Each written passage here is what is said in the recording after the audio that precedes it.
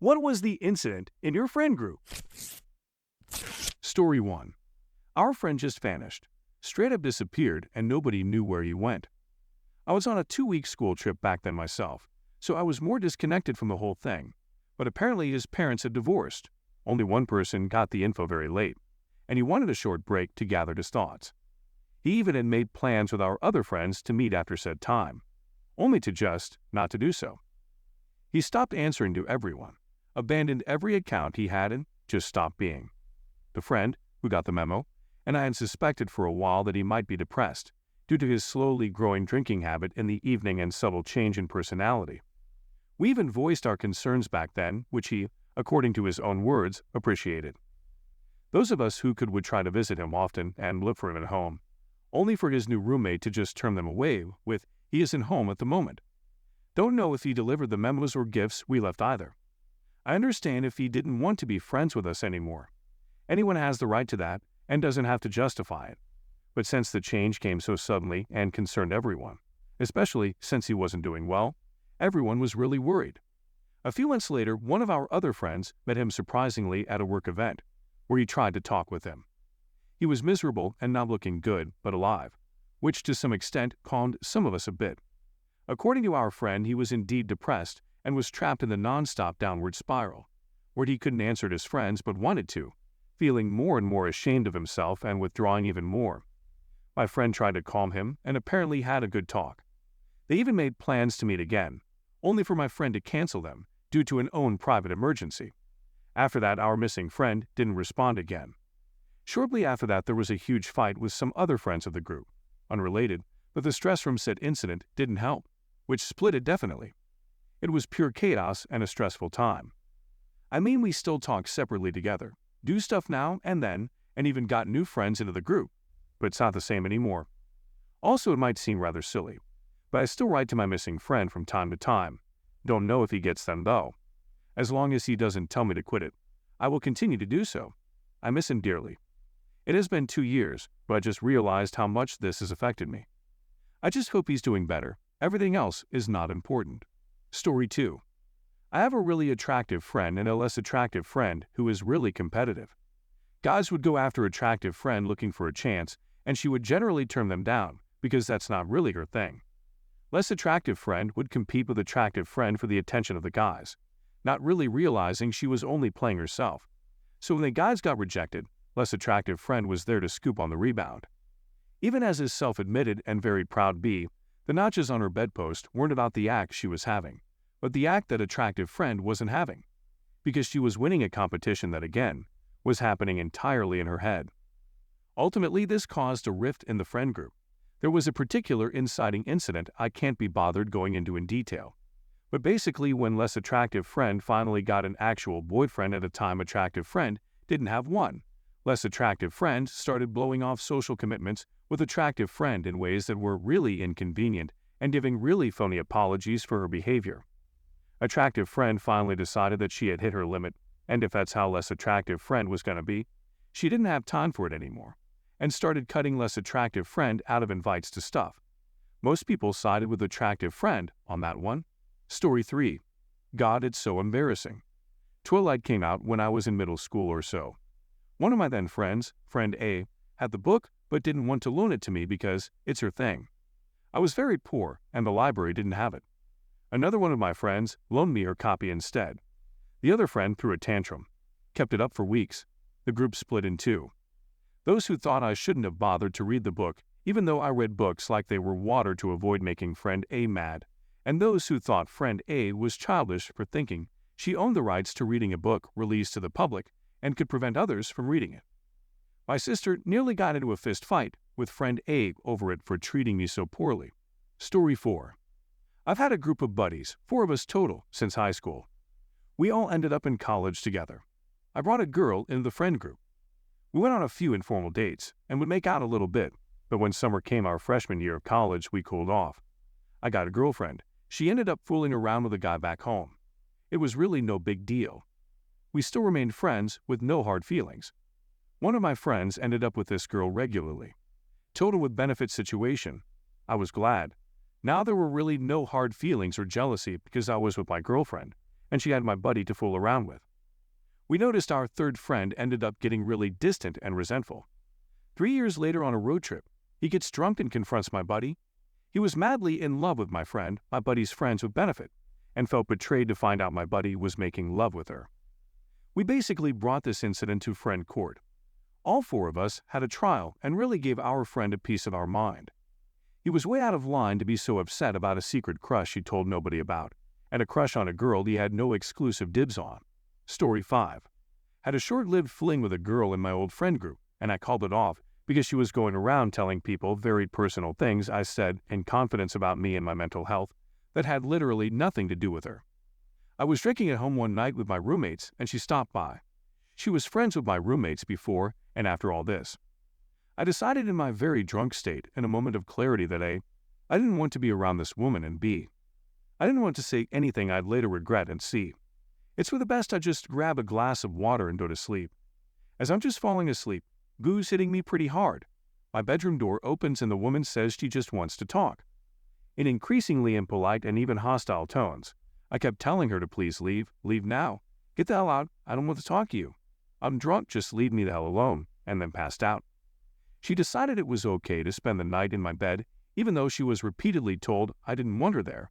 She was perfectly sober, and I definitely wasn't, and she could have gone back upstairs or gone home any time she wanted.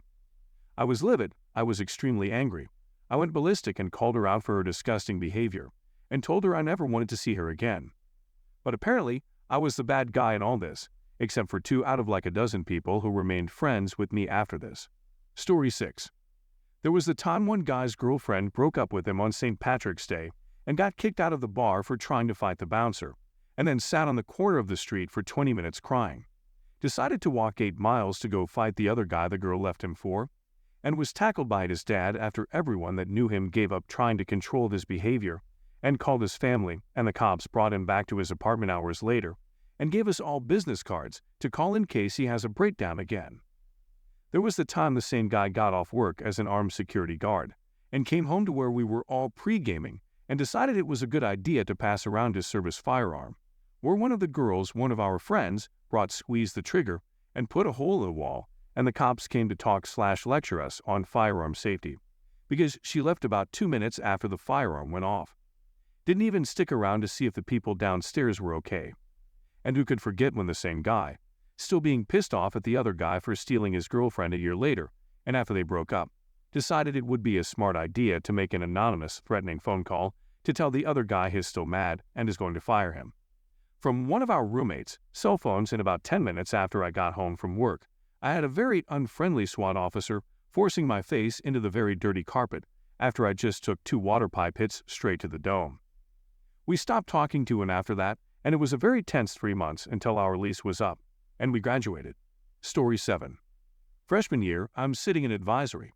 This one kid in our friend group, who was very well liked by everyone, goes into a rant/argument with someone else over details ranging from the Romans not existing to the Jewish population controlling the world, justifying Hitler's actions. After some further research into the kid, it became known he was extremely homophobic, transphobic, as well as a black supremacist. After all this information came to light, all of us decided to stop being friends with him, mainly because we didn't feel comfortable being associated with someone who was saying/doing horrible things, and decided to cut him out of the friend group. I still don't regret doing this, and I had felt this way about the guy for a while, mainly because he had forced his way into my life and nearly destroyed many of my closest friendships, as his behavior had been taking a toll on my mental health. Thankfully, my mental health has become much better now as a result of no longer having to deal with him. Story 8. The girlfriend of my friend Bob announced to our group of friends that one of our friends, let's call him John, tried to kiss her at a party where Bob was not present. John denied that he did such a thing, and he said that it was actually her that tried to kiss him in the party. But when he refused, she became mad at him and said that she would destroy his life. We didn't have any proof that either story was true, so half of our friend group decided to side with Bob and his girlfriend, while the rest of us sided with John. This created a divide in our group and things were weird for a while. But around 2 months after this incident, Bob found out that his girlfriend was doing a coworker and broke up with her. Now, this still doesn't prove who was telling the truth regarding the attempted kiss in that party between her and John, but now everybody believed in John's version. Unfortunately, this caused a big crack in our group that never fully healed. Despite his ex cheating on him with a coworker, for some reason Bob still believed in her version of the story and never tried to make amends with John. Also, the part of our group that initially believed in Bob's girlfriend's story tried to apologize to John, but John never accepted their apologies. He was angry because some of our friends decided to believe in an unknown girl. She was Bob's girlfriend, but she was never part of our group. We knew very little about her, instead of believing him.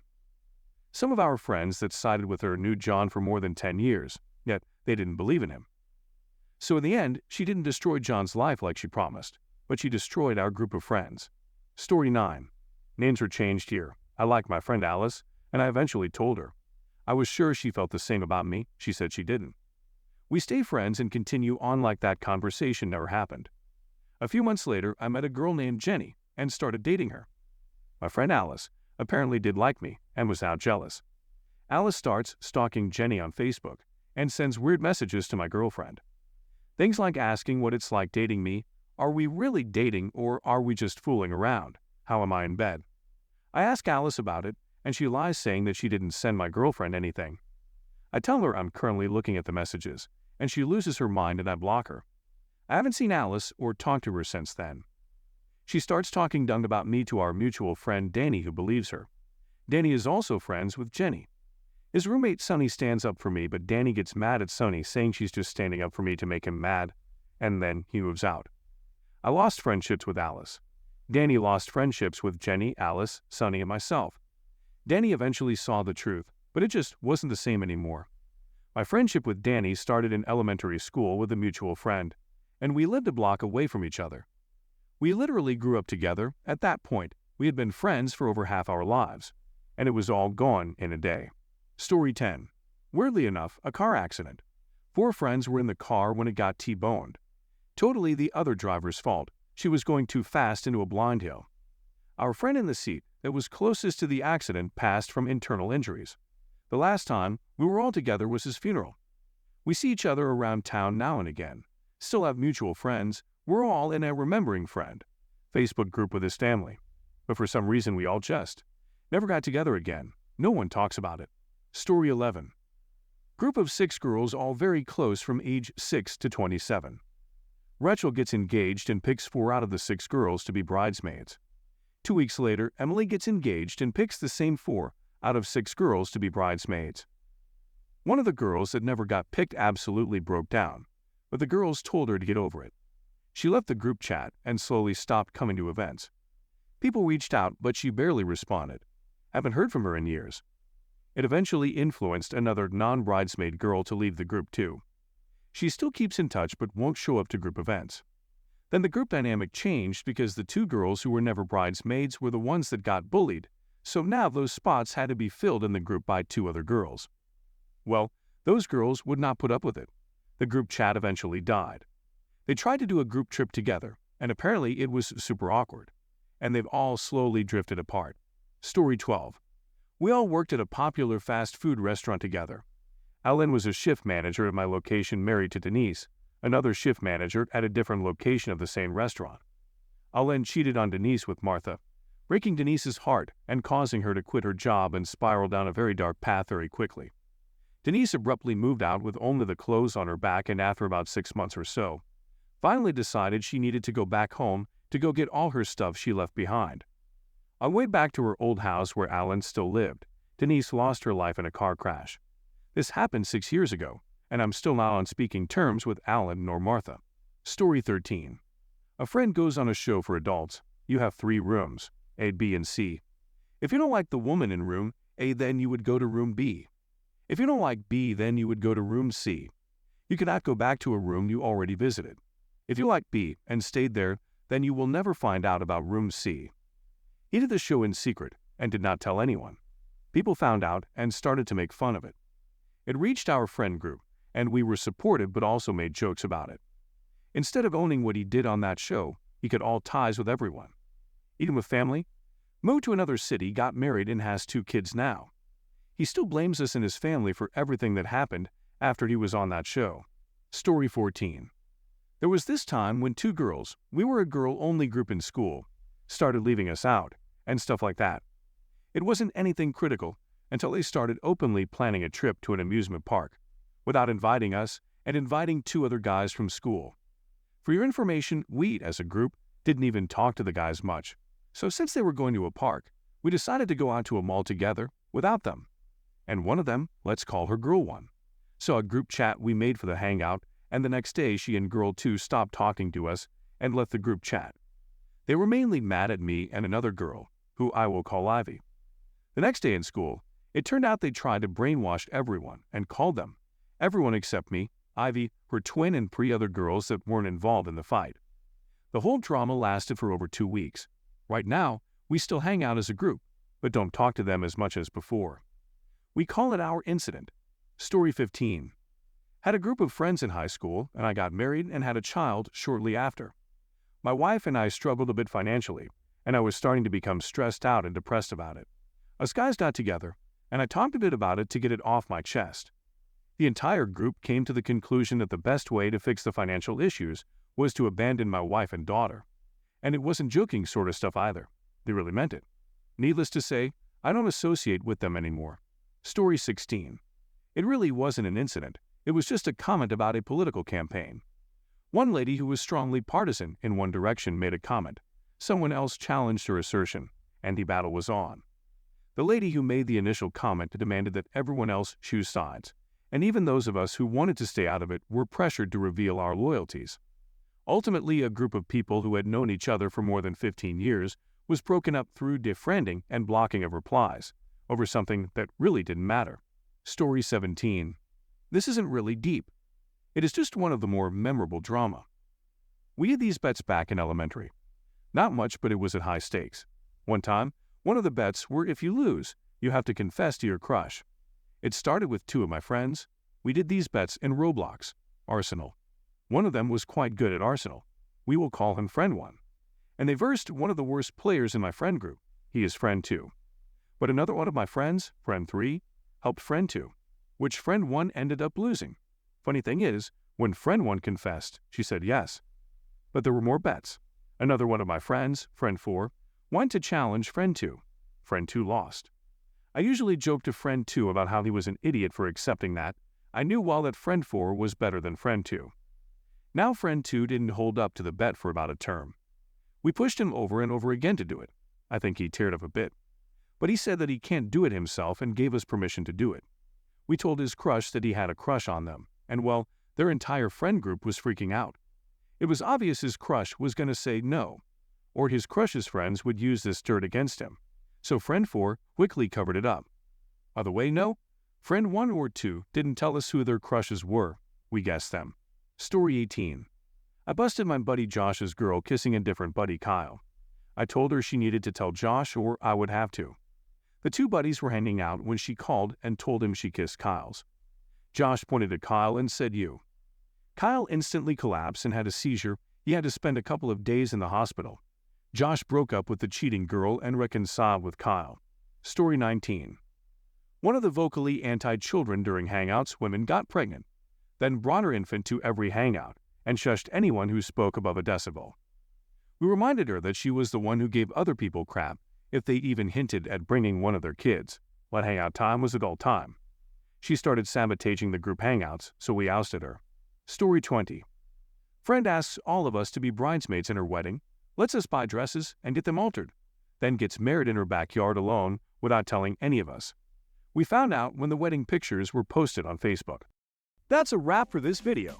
Make sure to leave your relatable story down in the comments. I would love to make a video on them. Also, don't forget to like and subscribe. See you next time.